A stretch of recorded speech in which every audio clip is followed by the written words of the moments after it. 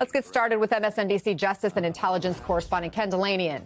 NBC News Capitol Hill correspondent Melanie Zanona, along with former senior FBI official Christopher O'Leary. He is now an MSNBC national security and intel analyst and the senior VP of global operations at the Sifan Group.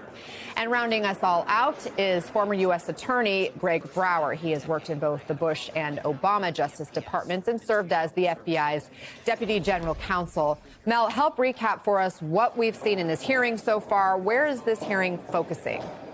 Yeah, so the questioning is only now getting underway, but what we heard initially in these opening statements from Kash Patel was a very forceful defense of his leadership and particularly all of his decision-making as it relates to the Charlie Kirk assassination probe. That is something he's come under scrutiny for, not just from Democrats, but also from conservatives on the far right. Some of his social media posts were questioned. He, for example, posted initially that the subject had been taken into custody, and then he was forced to walk that back some 90 minutes later, saying the suspect was let go and that the shooter was still at large. Our colleagues at NBC News also reported that that same night that he was killed, Charlie Kirk, Kash Patel was dining at some New York City exclusive hotspot restaurant. So he has a lot of questions that he's going to have to answer for lawmakers, but he argued that his updates in the case were all in the bid for transparency. He really walked lawmakers through the exact timeline from the killing. He outlined all the steps the FBI took, saying that their release of the photos and videos is ultimately what led the suspect's father to turn him in when he recognized his son. So, again, just a really forceful defense. Kash Patel had been previewing what he was going to say in media interviews. So far, President Trump still has confidence in Kash Patel. We're hearing similar things from Republican lawmakers on Capitol Hill. But his performance today, no doubt Trump is going to be watching this, so it's a really high-stakes moment for this FBI director. Yeah, and you mentioned that we heard from the president. He has confidence in the FBI director. What more are you hearing from lawmakers there on the Hill or others in the Trump administration? Are they lockstep with Patel? No, sir.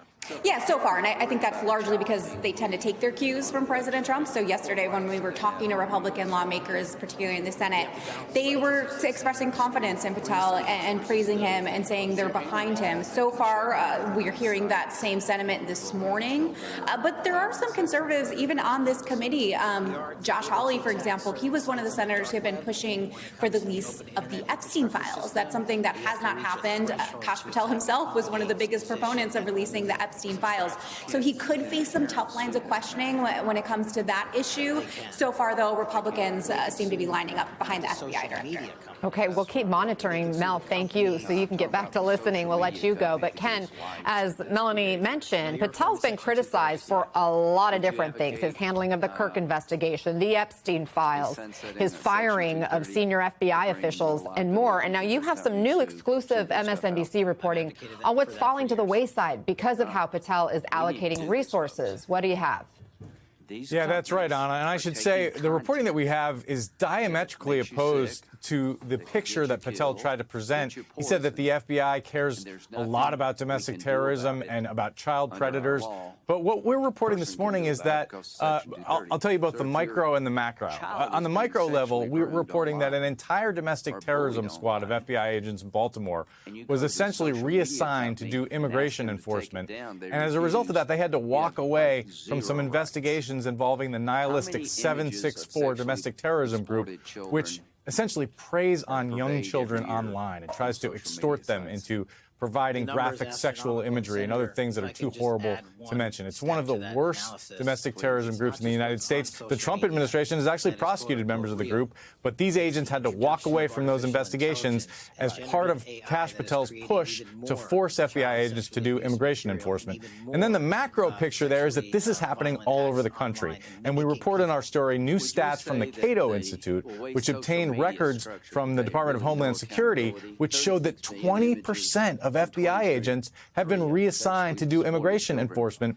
And to give you an idea of the enormity of that, that is a larger reassignment of the workforce than happened after 9/11, when criminal investigators were reassigned to terrorism as the FBI was reoriented to try to stop international terrorism. So there is a massive sea change going on at the FBI that Kash Patel really didn't talk about in his opening statement.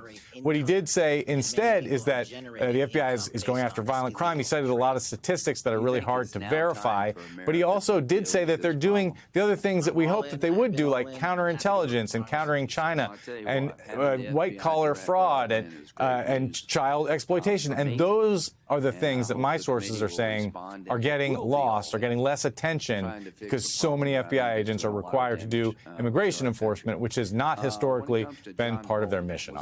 You laid out so much that will likely be asked about perhaps during this hearing. We do know right now Senator Graham is asking about free speech and social media and radicalizing America, inciting violence. And Kash Patel, the director of the FBI, called it wildly out of control. Ken, what will you be specifically listening for? Well, look, we had one of the most incredible lawsuits that I've ever read in my life filed against Kash Patel on the day that Charlie Kirk was murdered. And because of that horrible event, that lawsuit fell out of the news a bit. But I expect that Kash Patel will be asked about it because in that lawsuit, the former acting director of the FBI, the man that Donald Trump's administration hired to run the bureau before Kash Patel was confirmed, says that Kash Patel essentially fired him for political reasons and acknowledged to him, admitted to him in a meeting that his job, that in order to save his job, he had to carry out the orders of the White House and fire FBI personnel that Donald Trump and Stephen Miller didn't like, regardless of the merits of the matter. Essentially, this lawsuit portrays an FBI that is completely captured by politics in a way that we've never seen in the history of the FBI, even in the bad old days of J. Edgar Hoover. Hoover was a lot of things, but he was independent of the White House. He was his own power center. Since Watergate, the FBI is supposed to be totally independent with regard to criminal investigations. And this lawsuit alleges that Kash Patel is essentially following the White House marching orders and using the FBI to go after Donald Trump's political enemies and to fire senior FBI officials without cause, illegally, because the White House doesn't like them because of the investigations they worked on. That is a serious allegation. The FBI denies it, obviously, but we can expect that Kash Patel will be asked about this under oath today, Anna. So, Chris, you have been very critical of Patel's leadership at the FBI. Of all the things we've laid out and perhaps other things, what are you most concerned about? I'm concerned it's going to get worse, not better. I don't think this is going to be a pivot point.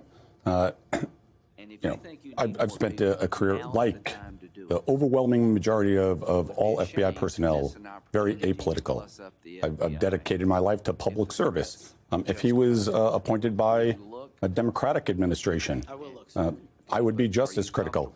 FBI agents and intelligence analysts would be just concerned about the direction of the FBI because the country needs an effective, apolitical FBI. You don't think that under his leadership it can be effective? It has not been so far, and I think the response to the assassination of Charlie Kirk is demonstrative of that. There was an opportunity here for him to rise to the occasion. He did not. He demonstrated himself as completely inept. And his only qualifications for this job was his fierce loyalty to the president, taking the directions from the White House. And let's back up. He got here because he, championed conspiracy theories about the FBI. He wrote a book called Government Gangsters. He wrote children's books where he is a wizard and the president is a monarch. I would love for the behavioral analysis folks at Quantico to take a look at that and give us their readout. He's patently unqualified. He lacks the character and disposition to lead an organization that is defined by integrity and professionalism. He is the opposite.